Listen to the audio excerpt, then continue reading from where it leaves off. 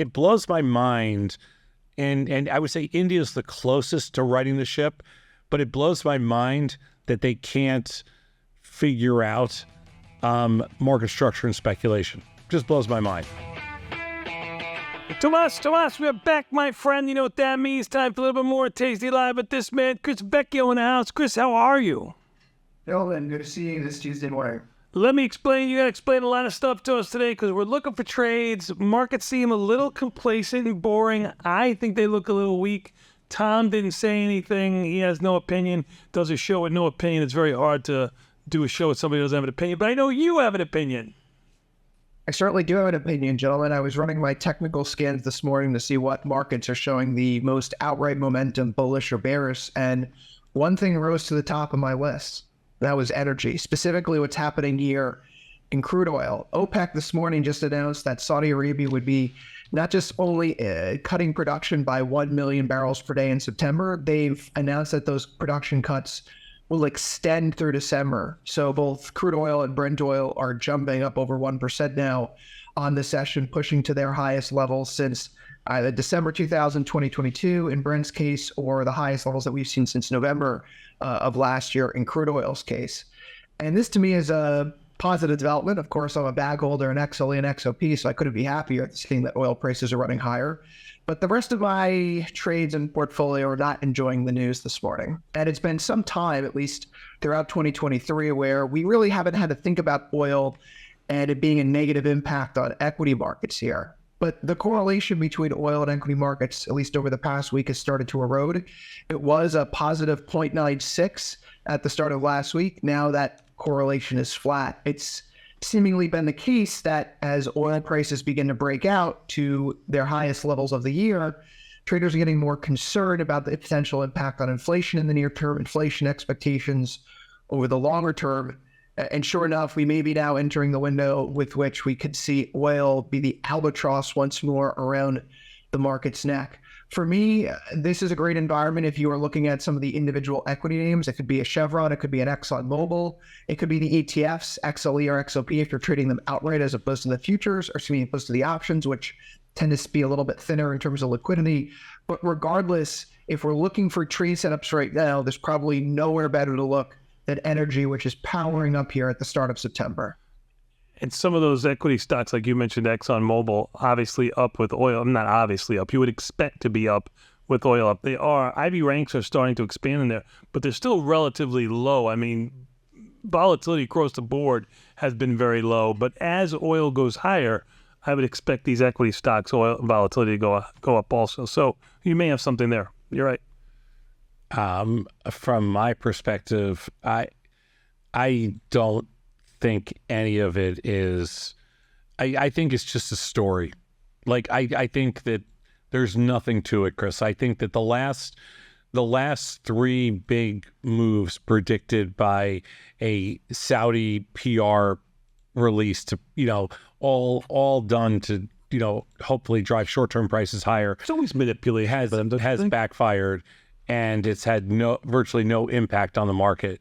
I think this is just another in a long line of endless attempts on their part to push prices higher on a short-term basis so that they can sell into the marketplace. I don't think this will have any impact on the equity marketplace at all.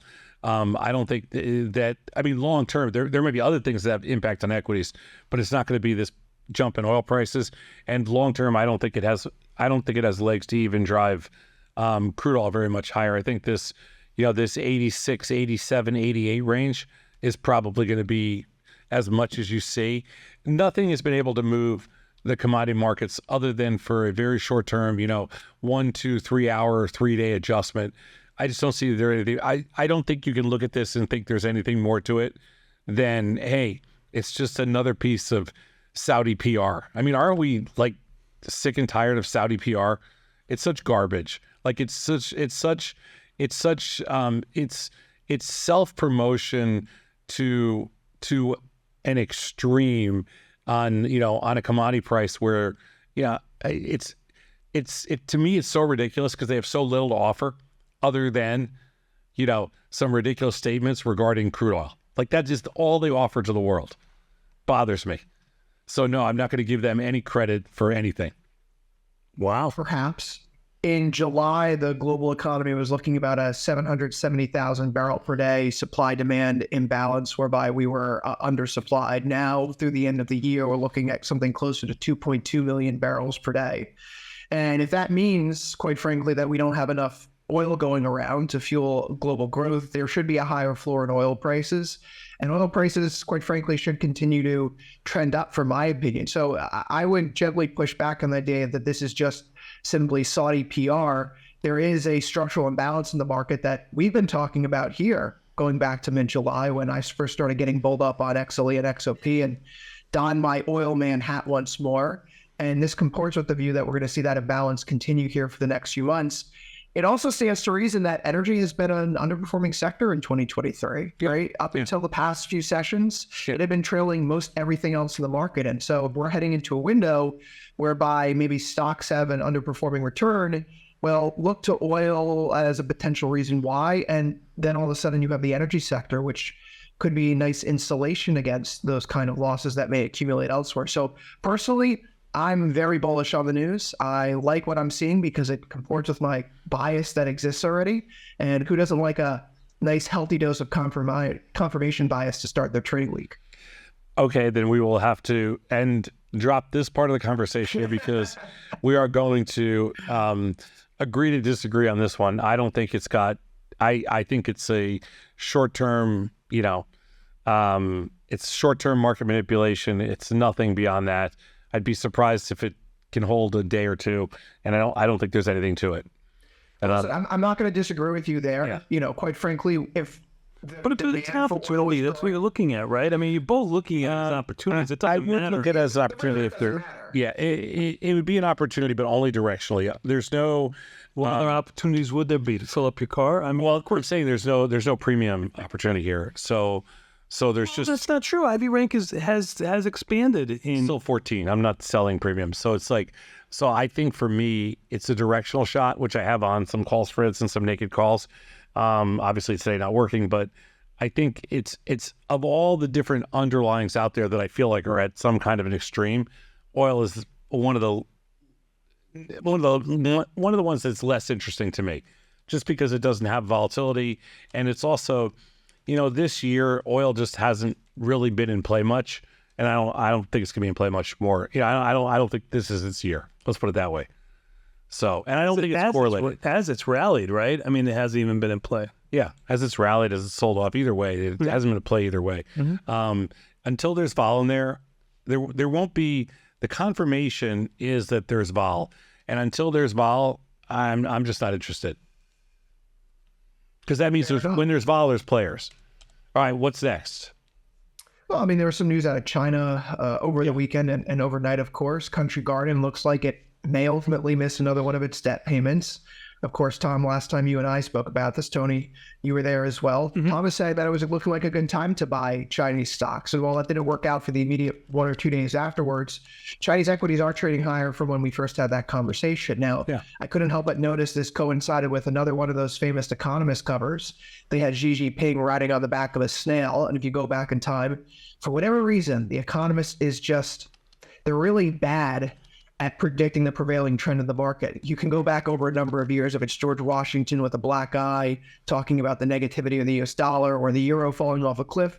Those kind of covers typically arrive at an extreme in sentiment. So here we are seeing now that Chinese equity markets have turned to the upside, but services PMI data disappointed over the weekend, and now we're seeing some negativity come back into the market in terms of these debt repayments.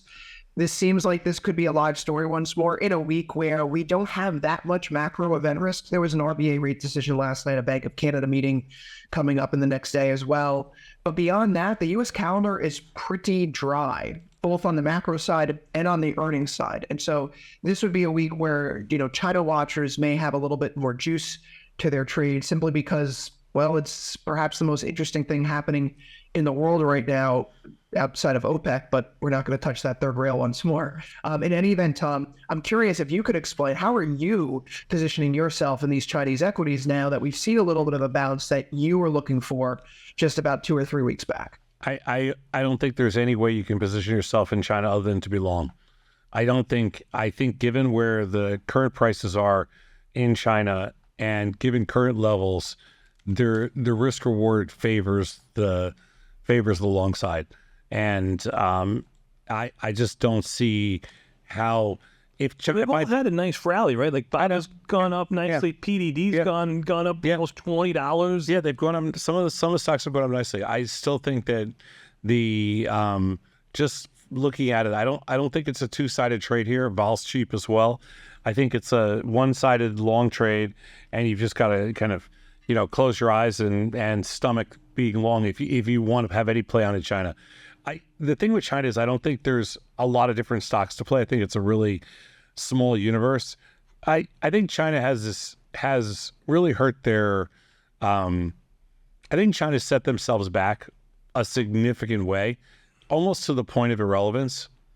I'm not exactly sure what can put China back on the map as far as relevancy goes, from a market structure standpoint or from an equity standpoint.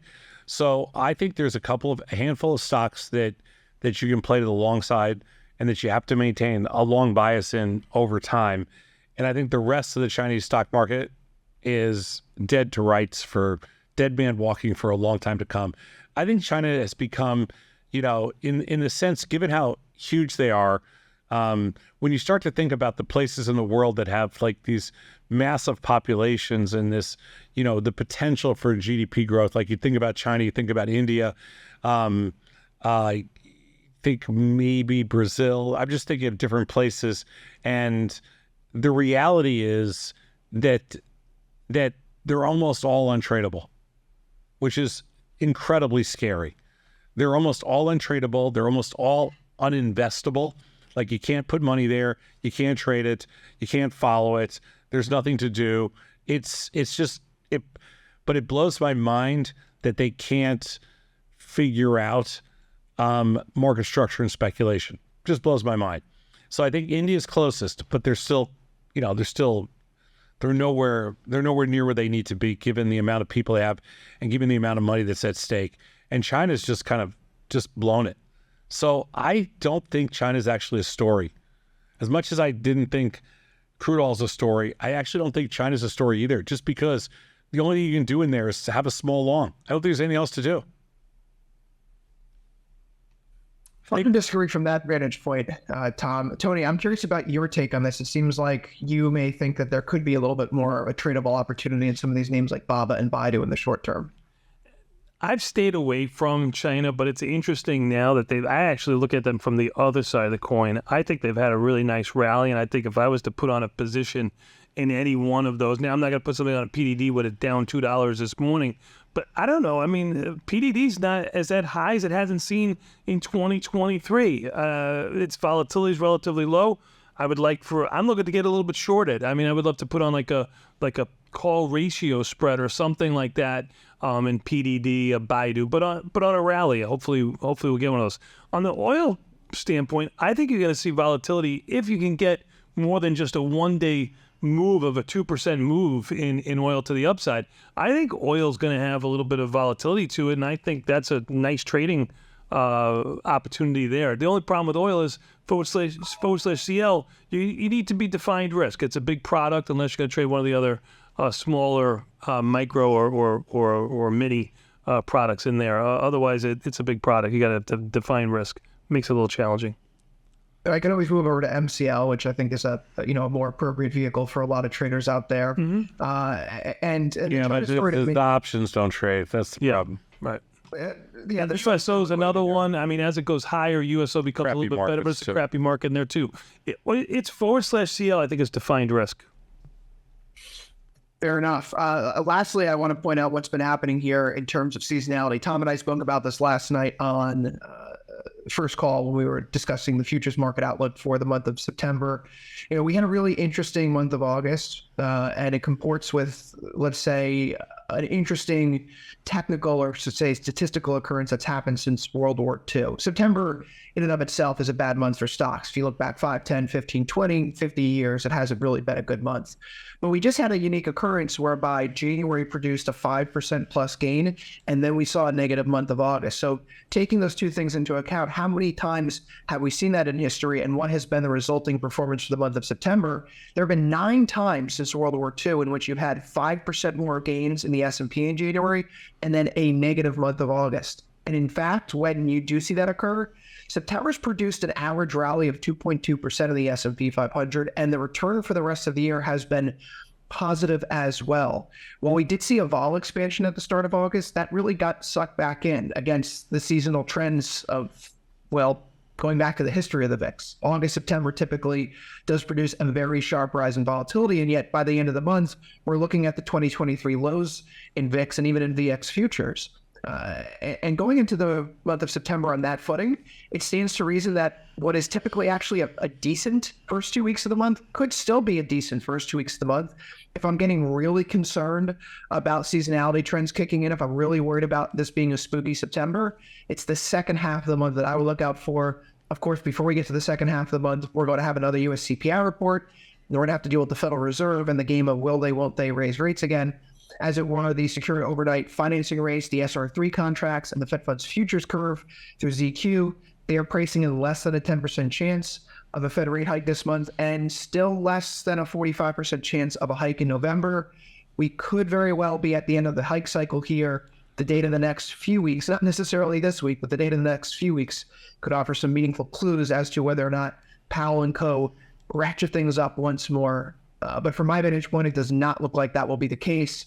The end of the Fed hike cycle, barring some exogenous tail risk, is likely here, and maybe that exogenous tail risk is oil. So let's see if we can get to $90 a barrel and what that does to inflation expectations here henceforth. So I love the seasonality talk, although I don't think it's actionable. The reason for that, of course, is... But if it corresponds with price, who cares why, right? I mean, who cares what the reason is? Yeah, right. I don't trade. I think the challenging thing, I think, Chris, from a tasty standpoint, is that when you start to think about things, like in a sense of seasonality, you get a very different perspective than looking at things from like volatility or mechanical opportunities. It's just a different approach. So what it does is it kind of messes you up because you start to think, okay, I'm thinking macro, I'm thinking seasonal, I'm not thinking trader. It's different. The opportunity, the sense of opportunity is different. The other thing, I think it's really hard to. I think it's triple witching. I'm looking at the next 2 weeks as triple witching. I just had some short call spreads on, and I just covered them because I look at this marketplace as it's hard to hammer them into triple witching. It's just kind of it's a thing for me. It's a hard hammer. So I think I like to think of this as more of a contraction of volatility, a trader's marketplace. And I think it's good to know, but I think it's hard from a practical standpoint. See, I think the 3 things we talked about today, I look at the practical side of it. Crude oil's definitely tradable, absolutely 100% tradable, but not from a short premium standpoint today because vol's so cheap in there. So it's a pure directional play. So at 87.20, what do you want to be?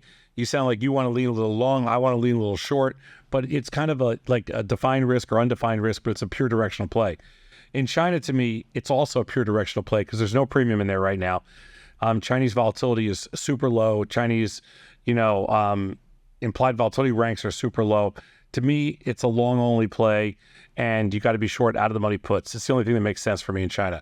And then lastly, you get into SEP, and SEP is SEP is the tale of 2 halves. The first half of SEP is all triple witching to me. It's all what's left on the plate for September, And then what are you going to do for the remainder of September and October, which is a completely different cycle. And so that's kind of the two different instances. And I think that the challenging thing for me as a trader is it's always been tough to try to see how much you can eke out prior to a triple witching on the downside. Like I'm short, came in short today, and I'm just starting to nibble and to cover some of my shorts right here because I think we're going to get some downside, but maybe this is it today or tomorrow, whatever. I don't know. That's just how I feel like it, Well, I think actually those two things fit together then. No, I think that Seasonality fits and together. They complement one another. That does very well. fit together what you just said. It fits into the narrative that you just gave. I agree. Maybe triple witching is the reason why the first half of September doesn't see much downside. And if you do see more downside, it typically comes in the second half of the month. So for those people out there expecting September to be bad, the next week or two may not be the window with which you want to operate around that bias, knowing that we do have triple witching coming up. And when the losses do come in, this isn't the period of the month when they do come in. This is a good time to look for more range-bound markets that will have a little bit of a floor underneath them because it's going to be difficult from your perspective for them to get hammered down.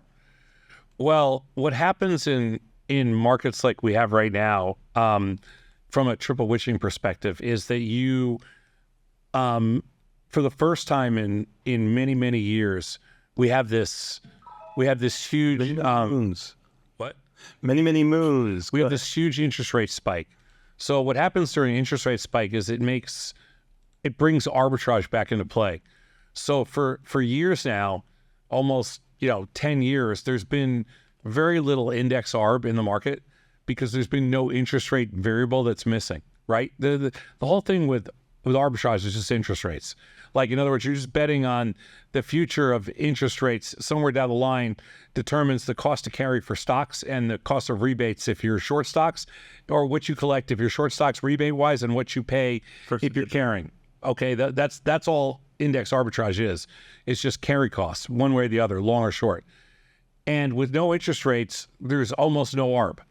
But now that we have these interest rates that are going to fluctuate all around, that you can only adjust on a quarterly basis, all of a sudden there's a whole new meaning to index arb, which brings that totally back into play.